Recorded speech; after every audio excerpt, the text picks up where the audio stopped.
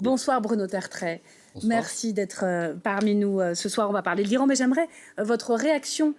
C'est intéressant. Est-ce qu'on est alarmé devant toutes ces ingérences russes qui nous attendent dans la séquence électorale qui s'ouvre? On est plutôt bien armé à ma connaissance. D'abord parce qu'Emmanuel Macron, en 2017, avait déjà été, lui, victime d'une première campagne russe, donc il était en alerte. Et parce que le travail que font les services de l'État depuis quelques années les amène, à mon sens, sans être un expert du sujet, à être beaucoup mieux préparé qu'on ne l'était il y a encore 5 ans. Et la préparation des institutions étatiques, pas seulement Viginum d'ailleurs, mais aussi ces comptes de riposte, le fameux French Response, pour la période électorale qui s'ouvre, à mon avis, est en train d'aller bon train. Mais puisque vous me parlez du dossier Epstein, et pour aller dans votre sens, je vais vous faire une révélation, je suis dans les dossiers Epstein. C'est vrai. Mais j'allais dire comme tout le monde. Comment vous l'avez vécu? Eh bien, parce que vous nous dites, je vais vous dire, je vais vous expliquer exactement. parce que justement, ça va tout à fait dans votre sens. Il y a des milliers de personnes qui y sont et quelqu'un me dit tiens, j'ai regardé ton nom dans le moteur de recherche, tu y es. Ah bon. Et évidemment, je n'avais aucune inquiétude puisque je ne pense pas avoir d'activité répréhensible, en tout cas pas de ce type. Il se trouve que j'ai participé en 2011 au sommet de Davos. Dans les millions de pages des dossiers Epstein, il y a la liste des participants à certains sommets de Davos où se trouvait, j'imagine, Jeffrey Epstein lui-même. Je vous avoue que je ne l'ai jamais rencontré. D'ailleurs, nous sommes plusieurs milliers à ce type de sommet. Et donc, voilà, c'est un exemple justement de quelqu'un qui n'a a priori rien à se reprocher, mais dont le nom figure dans ces dossiers. C'est de la nitroglycérine parce que. Oui, vous pouvez essayer. Laurent Geoffrin, vous devriez essayer dans le moteur de recherche. Vous étiez... Je suis allé à Davos il y a longtemps. Eh ben voilà, vous allez possible. J'ai bouffé avec. Moi, j'y suis pas, j'en suis certaine. Si à 60 ans, vous n'êtes pas dans les dossiers Epstein, c'est que vous avez raté votre vie. Oui, exactement. Allez, on en vient à cette première journée de négociation entre Américains et Iraniens. Ça s'est passé à Oman. Ça s'est plutôt bien passé, d'ailleurs, selon les Iraniens. Atmosphère chaleureuse, discussion utile. Les Américains n'ont pas réagi ce soir. On n'a pas d'autre date de fixer pour une prochaine session de pourparlers. Mais tout de même, c'est très clairement une sanction à l'issue de ces premières négociations, puisque on l'a appris il y a une heure à peine, les États-Unis ont décidé de sanctionner les navires, mais aussi les personnes, donc des sanctions sur le pétrole. Qu'est-ce qu'on peut en conclure? Est-ce que dans cette négociation, on a l'impression qu'il y a un fort, les Américains, et un faible, les Iraniens? Est-ce que c'est le cas ou est-ce que c'est un peu plus compliqué que ça? Non, c'est quand même à peu près le cas. C'est, du point de vue de la puissance militaire et économique aussi, il n'y a pas photo, comme on dit. Mais que les Iraniens aient affirmé que les négociations se sont bien passées, j'allais dire c'est le contraire qui aurait été étonnant. Non, ces négociations sont une vaste plaisanterie. Il n'y a pas de négociation. Pour l'instant, on discute d'un cadre, des idées, mais dans les faits, il n'est pas possible pour les Iraniens et les Américains de se retrouver sur, effectivement, des points d'accord qui permettraient d'ensuite de faire véritablement un accord plus élaboré. Y compris sur le nucléaire? Mais oui, parce qu'ils ne veulent pas, les Iraniens, discuter de balistique. Je vous fais le pari, je prends le pari qu'il n'y aura aucune avancée. Bien sûr, il y en aura optiquement, c'est-à-dire qu'on dira oui, il y a des points sur lesquels nous sommes d'accord, il y a des points sur lesquels on peut avancer, mais ça ne donnera strictement rien. Pourquoi? C'est-à-dire que ça ne freinera pas le programme nucléaire iranien. Alors, d'abord, les négociations portent sur 3 volets différents. Oui. En principe, en tout cas, d'après ce qu'on en comprend de l'extérieur, le programme nucléaire, les missiles, notamment balistiques, et enfin le soutien aux groupes terroristes de la région. Ce sont les 3 piliers de la sécurité du régime iranien. Est-ce que vous pensez sérieusement qu'un régime qui se sent affaibli depuis l'été 2025, qui voit une armada américaine assez importante autour de ses frontières et de son territoire, et qui s'estime menacé de l'intérieur au point de faire une répression absolument atroce de plusieurs dizaines de milliers de personnes, est-ce que vous pensez sérieusement que ce régime va maintenant renoncer à l'un des 3 piliers fondamentaux de sa sécurité? La réponse est non. On avait le sentiment que sur les balistiques, c'était non, mais que le nucléaire, la porte était un peu ouverte. Mais parce que la porte... C'est du mensonge, c'est du théâtre côté iranien. C'est du théâtre. Je ne dirais pas du mensonge, mais parce que les Iraniens sont toujours d'accord pour négocier du moment qu'on ne met pas en cause l'essentiel. Ça a toujours été comme ça. Ça fait 20 ans que c'est comme ça. Donc il va y avoir, parce que ça arrange, à mon sens, les 2 parties, il va y avoir une série de rencontres qu'on appellera négociations, qui ne sont pas vraiment des négociations, surtout avec les 2 branquignoles de la diplomatie américaine américaine. Il y a des gens Steve intelligents Witkoff et Jared et très Kushner. proches du président, mais qui n'ont jamais négocié quoi que ce soit. On voit le succès, le triomphe de M. Witkoff sur l'Ukraine. Il va le reproduire sur l'Iran. Pardonnez mon cynisme, mais franchement, ça n'est pas sérieux. Mais les deux parties ont sans doute intérêt à donner le sentiment qu'ils font tout pour éviter une escalade militaire et un bombardement massif de l'Iran. Je pense que ça arrange effectivement aussi Donald Trump. Alors, on y vient. Pourquoi vous nous dites que finalement, ça l'arrange autant? Parce qu'il s'est quand même engagé, il a dit, il a une responsabilité, vous le pensez, quasi directe quand même, dans ce qui s'est passé, non? En Iran. L'aide arrive. C'est pas rien, cette parole. C'est difficile. Alors, moi, je ne m'avancerai pas pour dire est-ce que ça a surmotivé les manifestants iraniens au point que ceux-ci prennent des risques qu'ils n'auraient pas pris s'ils n'avaient pas entendu Donald Trump dire allez-y, l'aide arrive. Je ne le sais pas. Mais en tout cas, la responsabilité morale, en tout cas, la faute morale, en tout cas, elle est là. C'est une preuve d'incompétence. Il n'a pas pris de renseignements avant de se lancer dans ce genre de déclaration, parce que c'est pas n'importe quoi, ces déclarations. Oui, mais le problème... Et il s'est aperçu tout d'un coup que ses alliés dans la région n'en voulaient pas. Voilà, donc ça veut dire qu'il ne les avait pas consultés avant de parler. Oui, mais c'est hallucinant. Comme il le fait d'habitude. Vous savez, Donald Trump nous a habitués à c'est quelqu'un de très spontané, on va dire. Oui. C'est le moins qu'on puisse dire. Et donc, je ne pense pas qu'une telle déclaration ait été faite après consultation de l'ensemble des spécialistes de l'Iran et aux États-Unis, dans l'administration, et des alliés des États-Unis. Pour vous, les Américains n'ont aucun intérêt à des frappes? Non, je n'ai pas dit ça. Alors, expliquez-nous. Non, je n'ai pas dit ça. Ce que je veux dire, c'est que je pense... mais je ne peux pas vous le démontrer, que Donald Trump n'a pas encore décidé ce qu'il allait faire. Oui. N'a même pas encore décidé ce qu'il voulait faire, c'est-à-dire quel serait son objectif. Il y a peut-être aussi des raisons plus militaires. Certains experts disent que le dispositif américain dans la région n'est pas encore suffisamment important pour que le président puisse avoir l'option, la possibilité, le choix vraiment de frappe massive. Mais vous croyez aux menaces iraniennes qui ont été proférées préventivement à une attaque américaine en disant si vous nous attaquez, ça va mettre la région à feu et à sang. Oui, comment vous voyez ça? C'est possible ou c'est D'abord, il est attendu des Iraniens qu'ils fassent ce type de menaces. Deuxièmement, ils ont prouvé par le passé qu'ils étaient capables, effectivement, d'effectuer des actions de rétorsion. Alors, peut-être moins désormais à travers leur fameux réseau amis, leurs intermédiaires ont des proxys, j'aime pas tellement ce mot, mais enfin, le Hezbollah et le Hamas sont quand même très sérieusement affaiblis. En revanche, ils ont encore beaucoup de missiles balistiques, et je ne suis pas du tout certain qu'en Arabie Saoudite ou en Israël, on ait les capacités d'en intercepter suffisamment pour qu'on puisse dire on a, entre guillemets, avec beaucoup de guillemets, gagné la bataille.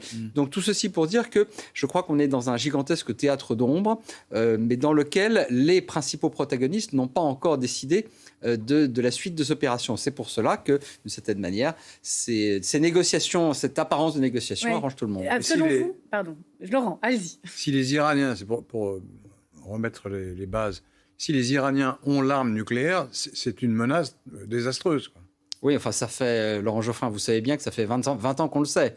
Oui, on est tout le monde est d'accord là-dessus. Ouais. Mais les Iraniens ont certainement vu leur programme ralenti, gêné par ce qui s'est passé en juin et juillet 2025. Que sait-on précisément du programme? Non, c'est très difficile parce qu'il n'y a pas forcément beaucoup de gens sur place qui peuvent aller vérifier sous les décombres ce qui s'est passé exactement.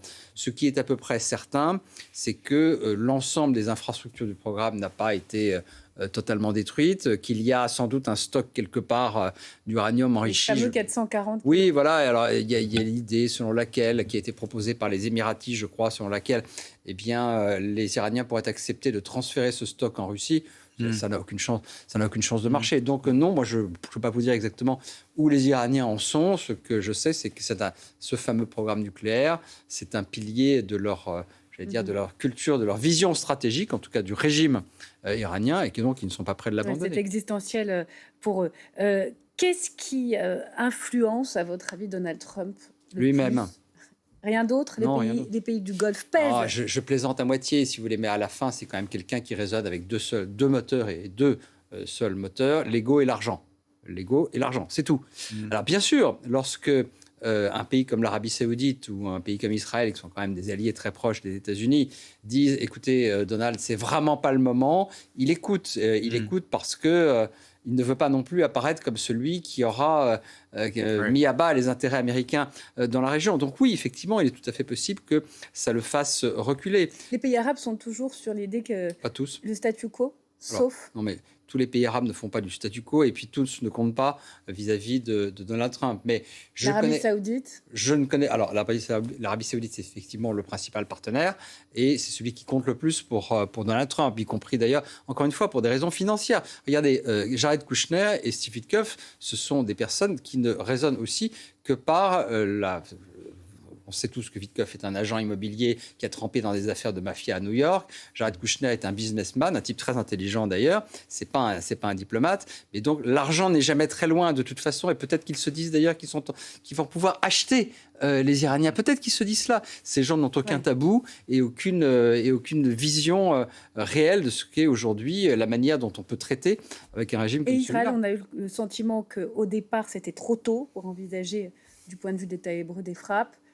Mais que certaines voix s'élèvent pour dire qu'il est temps, une fois qu'effectivement le ciel israélien serait protégé au maximum. Oui, écoutez, je pense que les Israéliens sont assez hésitants là-dessus. Oui. Je pense que d'un côté, certains se disent peut-être que Donald Trump a la possibilité d'en finir une bonne fois pour toutes, entre guillemets, avec ce régime abominable qui menace depuis 40 ans notre existence.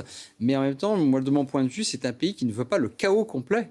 Le chaos total de l'Iran, y compris dans ce que ça voudrait dire d'incertitude sur la manière dont certains éléments du régime vont réagir, dans la manière dont les technologies nucléaires, balistiques, les armes du régime vont s'éparpiller dans la région. Je ne suis pas sûr du tout que ce soit à l'avantage d'Israël. Alors, je ne suis pas là pour dire c'est à ce pays de dire quels sont ses intérêts, mais je serais très étonné qu'on conclut en ce moment au sommet de l'État en Israël qu'il faut une action massive, quel que soit le prix. Donc je crois qu'il y a probablement au moins ces deux voies dans le débat stratégique israélien. L'arrêt de la répression ne fait pas partie de l'équation des négociations.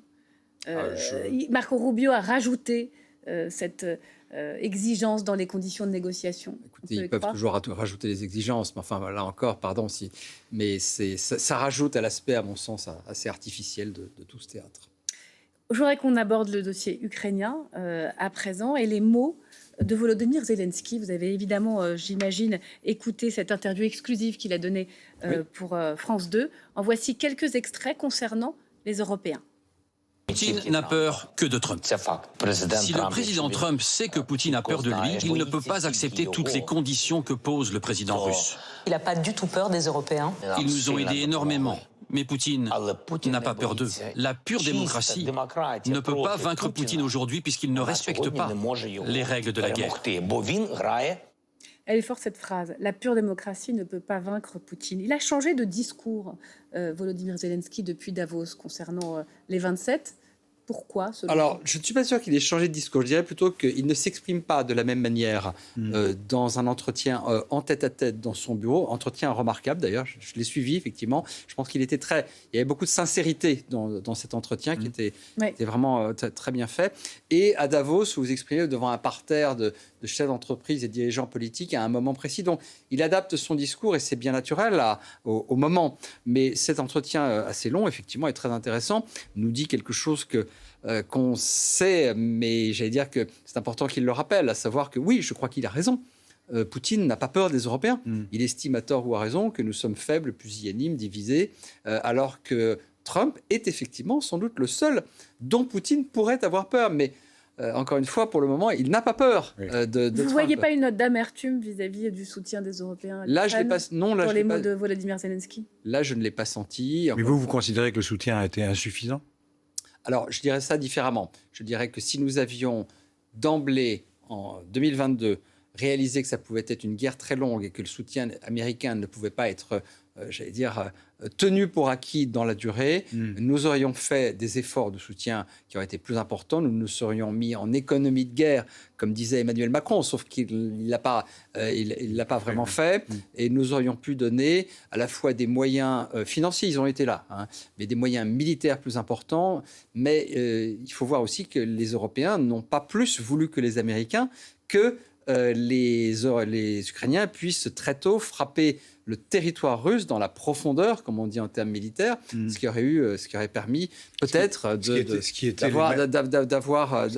rétablir un peu l'équilibre. C'était consacré à un déséquilibre total, puisque l'Ukraine est bombardée tous les jours et on s'est interdit pendant longtemps de bombarder la Russie. Donc, Oui, et en même temps, j'allais dire, pour me faire, entre guillemets, l'avocat du diable, j'ai envie de dire, attention, lorsque vous êtes Emmanuel Macron, ou Joe Biden, ou Keir Starmer, ou d'autres, ou un chancelier allemand, vous n'avez pas été porté au pouvoir pour entrer en guerre délibérément avec la Russie. Hein.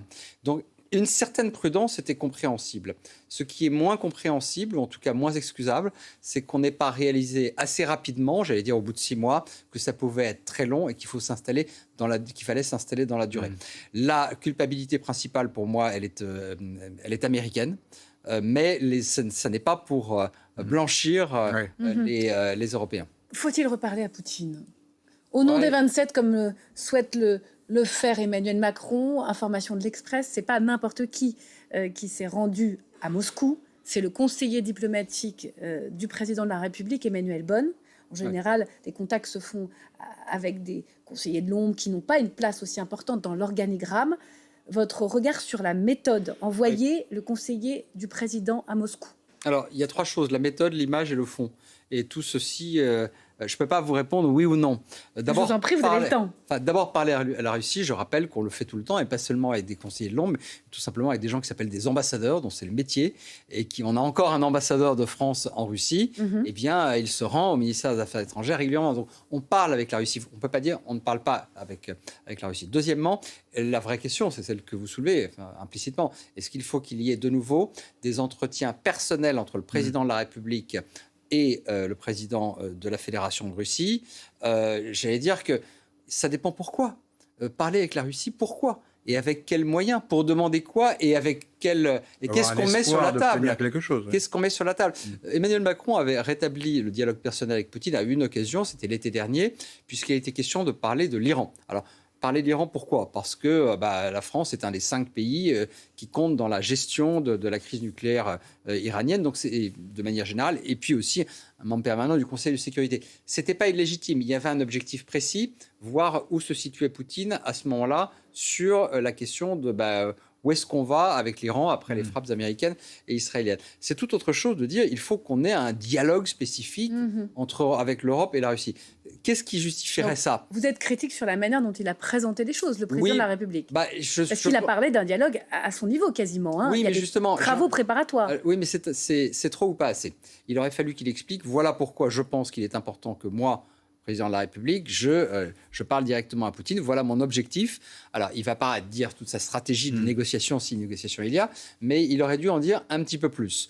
Je pense que aussi sur la forme, sur l'image, sur l'optique, comme on dit, le simple fait d'avoir le conseiller diplomatique du président de la République qui se rend à Moscou, et ça n'était pas un secret d'ailleurs, ça a été révélé, mais ce n'était pas un secret absolu, eh bien, ça envoie un certain message à la Russie qui, à mon avis, se dit, eh bien, maintenant, les Européens viennent à nous, tout va bien, décidément. La réaction de Serge Lavrov, c'est diplomatie pathétique. Mais s'ils veulent nous le parler, qu'ils nous appellent. En plus, il y avait un peu d'humiliation. Hein, mais bien sûr, parce que comme toujours. Aller à Moscou, c'est aller à Canossa, du point de vue de la Russie. Un dernier point. S'il s'agit de dire les Américains parlent à la Russie tous les jours, il n'y a pas de raison qu'on ne le fasse pas, il faut se poser la question de savoir, mais pourquoi est-ce que les Américains parlent à la Russie? Parce qu'ils se posent en médiateur alors qu'ils sont dans une position totalement bancale. Oui, bien sûr, ils sont les alliés de principe de l'Ukraine. Ce sont les alliés de principe de l'Ukraine. Pas effectifs, mais de principe. Voilà, de moins en moins effectifs sur le terrain, effectivement.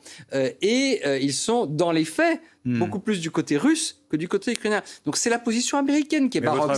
C'est pas la position européenne. Non. Vous avez vu... Est-ce que les Ukrainiens, pour mettre fin à la guerre, doivent céder les territoires que demandent les Russes?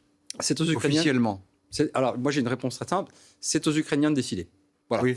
Aujourd'hui, ce qu'on constate... C'est-à-dire que nous, on ne peut pas leur conseiller quoi que ce soit. Je ne pense pas qu'on puisse forcer la main d'un pays qui est en train de jouer des parties, littéralement, de son existence. Non, ça sera aux Ukrainiens de décider. Je crois que l'idée sur laquelle il faut respecter... Il faudrait le faire ou il ne faudrait pas le faire? Mais je vous le répète, pour moi, c'est aux Ukrainiens de décider. 2, si les Ukrainiens le faisaient, je suis absolument persuadé que ça n'arrêterait pas les Russes. Dans 2 ou 3 ans, la guerre reprendrait au moment où la Russie aurait pris l'effort. Ce n'est pas du tout surprenant que les 2 points qui coincent dans les négociations ce sont les deux plus importants. On dit on avance dans les négociations, oui, parce que là, on négocie entre professionnels, y compris du renseignement, des militaires russes. Mais les deux points d'achoppement fondamentaux ne sont absolument pas réglés. C'est-à-dire le déploiement de troupes de garantie. Voilà, les garanties de sécurité. Moscou dit niet, et la cession de territoires qui n'ont pas conquis, y compris des territoires qui ne seraient pas conquis, eh bien, Kiev dit niet. Il n'y a pas seulement Zelensky qui dit niet. On s'apprête